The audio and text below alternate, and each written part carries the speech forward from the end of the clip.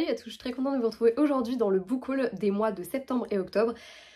Je pense que c'est amené à continuer un petit peu pendant un certain temps que je vous fasse des book hauls qui vont concerner 2 mois à la fois. Comme vous le savez maintenant, je travaille plus à Cultura et c'est vrai que mine de rien, quand t'as plus le nez dans les livres toute la sainte journée, t'en achètes un petit peu moins. Voilà, accessoirement, je suis également passée en temps partiel, donc faut aussi le dire, les dépenses, à un moment donné, faut les régulariser aussi et faut y aller un petit peu mollo parce que forcément... je gagne moins d'argent qu'avant, c'est aussi le concept hein, de faire un peu moins d'heures. Bref, tout ça pour dire que je restreins un petit peu. Accessoirement, vous n'êtes pas sans savoir aussi, parce que je vous l'ai partagé également dans une de mes nombreuses vidéos, je me suis racheté une liseuse et du coup je lis aussi beaucoup sous format numérique et c'est vrai que du coup ça aide aussi à régulariser les dépenses. Et je crois que ce qui est encore plus, voilà, c'est qu'en plus je me suis réinscrite à la bibliothèque. Donc il y a plein de trucs qu'ils reçoivent assez rapidement après leur sortie. Donc franchement, des fois je me dis, bon, ça vaut pas le coup d'aller courir en magasin pour aller les acheter. Ça n'empêche que j'ai quand même quelques petites pépitas à vous présenter. Donc c'est parti pour le book haul des mois de septembre et octobre. Le premier livre, je vous avoue que je suis incapable de vous dire quand est-ce que je l'ai acheté parce qu'en fait je ne l'ai pas noté. Normalement je note tout dans mon petit carnet et là en l'occurrence je l'ai pas du tout noté, donc je ne sais plus quand est-ce que j'ai acheté ce livre. Il s'agit de Assistant to the Villain de Anna Nicole Meirer, je sais pas trop comment ça se prononce, publié chez Calix. Je pense que je l'ai plutôt acheté en octobre parce que je l'ai acheté le jour où j'ai été chercher l'ordinateur de mon mec à la Fnac, donc je me dis à mon avis c'est plutôt courant octobre, mais je sais plus exactement, donc je me suis dit je vais vous le présenter en premier.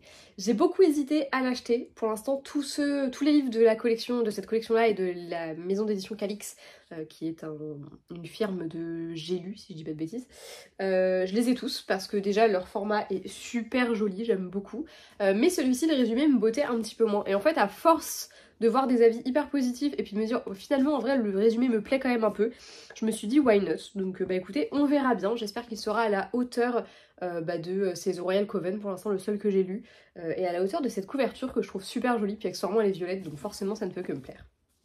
Ensuite attaquons du coup le book haul dans l'ordre des choses. Au mois de septembre j'ai eu que 4 livres et j'en ai acheté aucun d'ailleurs.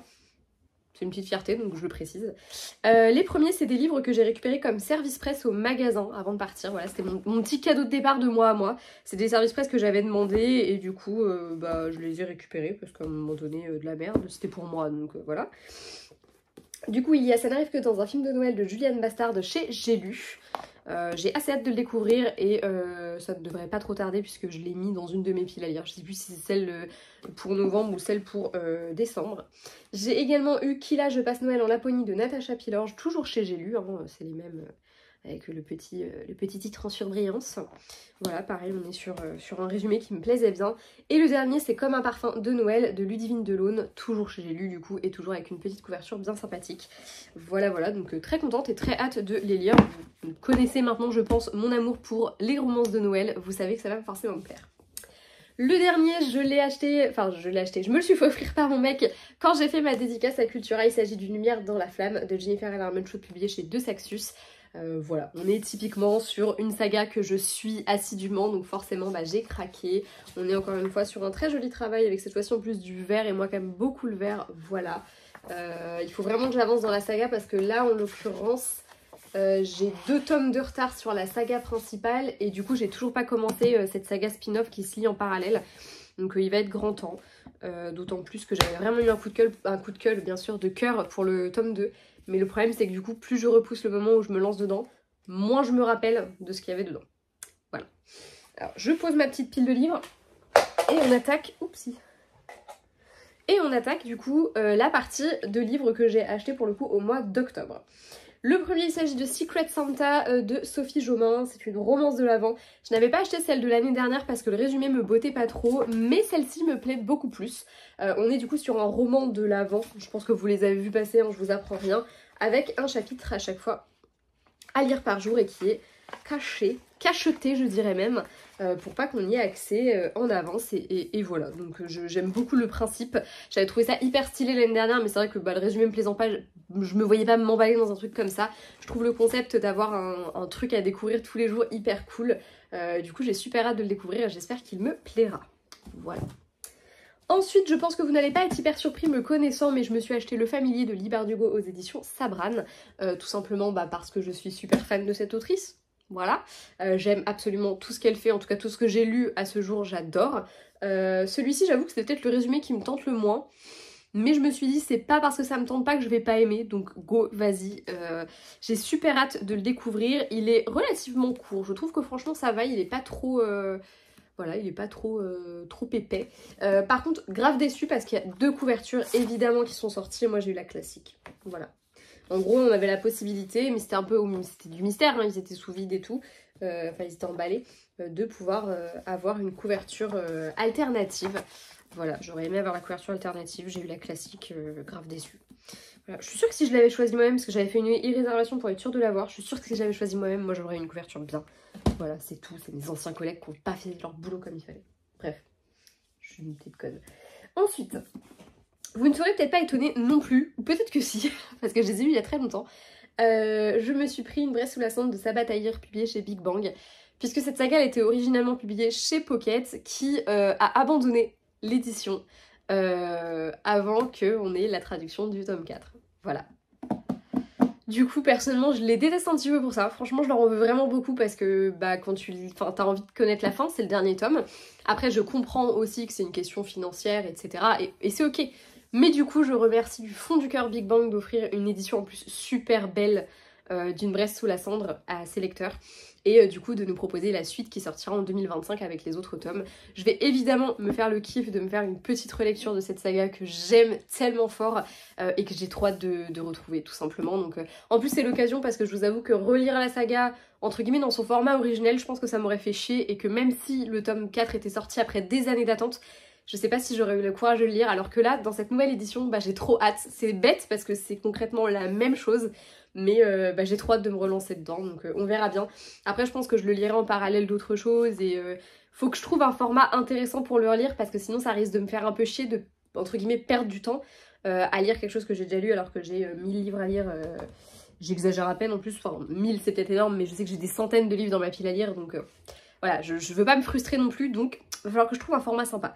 Peut-être une lecture commune, si ça vous dit, faites-moi signe, mais ça peut se faire, voilà, ça peut totalement se faire. J'ai également craqué pour 2 petites romances de Noël qui n'étaient pas du tout prévues. J'ai pris une anthologie, I Gave You My Heart, avec 12 petites romances, donc on est sur des autrices de young adultes qui se sont unies pour faire un petit recueil de petites romances de Noël. En fait, moi j'ai vu qu'il y avait Jenny Anne dedans, et à partir de là, c'est bon, c'était parti, parce que bah, Jenny Anne, quoi. C'est ma queen en romance young adulte, donc voilà. Puis bah, vous connaissez encore une fois mon amour pour les fêtes de fin d'année. Je pense que je vais me le lire durant le mois de décembre et que je lirai une nouvelle tous les 2 jours, comme ça me fera un peu en parallèle du Sophie Joman. Je pense que ça peut être une idée sympa. J'ai également pris Comment Santa a brisé ma poisse d'Alfreda Enoui, publié chez HarperCollins. La couverture est super mimi. En fait, je sais pas, je suis hyper partagée parce que je sais pas si je trouve ça un peu niais et un peu... Je sais pas comment expliquer ça. En fait, j'aime bien le fait que ce soit une couverture blanche et que toutes les romances de Noël qui soient sorties aient cette couverture blanche. Et en même temps, je trouve ça trop sobre pour du Noël. Vous voyez ce que je veux dire? Trop bizarre. Je trouve que c'est harmonieux. Et qu'en même temps, comme là en l'occurrence, moi j'en ai qu'un seul, ben... je sais pas, ça me dérange un peu. Mais bref. Tout ça pour dire que j'ai adoré les autres romances de Noël que j'ai pu lire d'Alfreda Enoui, donc j'ai complètement craqué pour celle-ci, et le résumé m'a fait extrêmement rire en plus de ça. Donc bah, j'ai très hâte de le découvrir. Voilà. Ensuite je me suis pris chez Easy Cash. Titan Confusion de Jennifer L. Armentrout, c'est la saga, enfin c'est une des sagas spin-off, non il n'y en a pas d'autres, Covenant. Non, Covenant, il n'y en a pas d'autres, je confonds avec autre chose. C'est la saga spin-off de Covenant, dans laquelle on va suivre ce qui s'est passé après, on va suivre un des personnages de Covenant.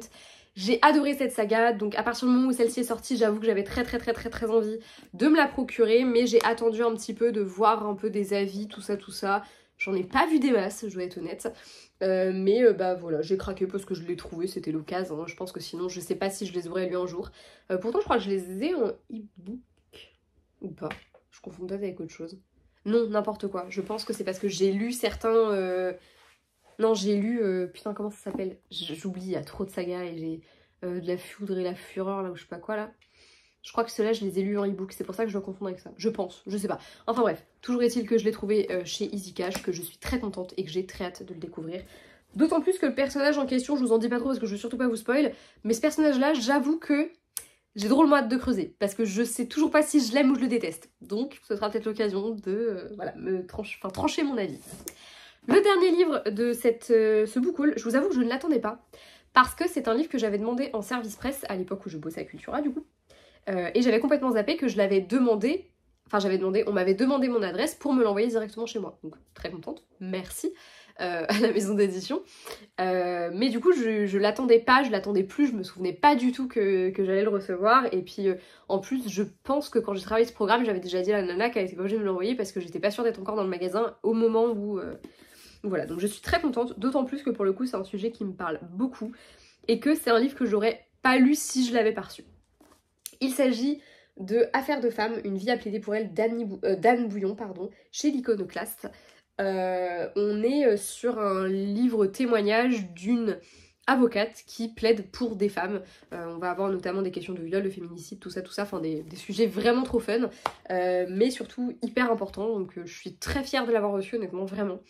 C'est vraiment pas... Enfin, c'est un essai, donc vous savez que moi les essais je n'en lis pas et j'en présente pas du tout sur cette chaîne. Peut-être que ça va me lancer un petit peu dans le game de l'essai, mais en tout cas je suis très contente de l'avoir reçu. D'autant plus que je m'y attendais plus, j'avais déjà oublié moi que j'allais recevoir ce truc. Peut-être qu'en travaillant à Cultura, je devrais repenser, je me serais dit ah mais oui c'est vrai que celui-là on en a parlé, normalement je dois l'avoir. Donc ouais je suis super contente de l'avoir reçu. Et je ne sais pas quand je le lirai, dans quelle mesure je le lirai, mais peut-être que je vous ferai vraiment une vidéo dédiée au sujet, je sais pas encore. On verra bien, mais je suis très contente de l'avoir reçu. Voilà. C'est tout pour ce book haul. Je veux dire Bibliothèque lecture depuis tout à l'heure, hein. Ça me poursuit à un moment donné où ça va sortir tout seul. J'espère que cette vidéo vous aura plu. N'hésitez pas à me partager vos avis sur ces livres si vous les avez lus.